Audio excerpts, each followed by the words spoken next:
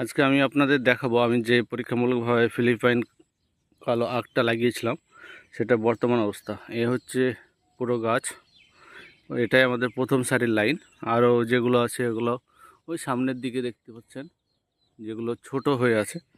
তো এগুলো নিয়ে গোড়াগুলো আমি দেখাই আপনার। এই দেখুন, এই হচ্ছে চেহারা, দেখুন কত সুন্দর হয়েছে, বুঝছেন কত মোটা। এই দেখুন,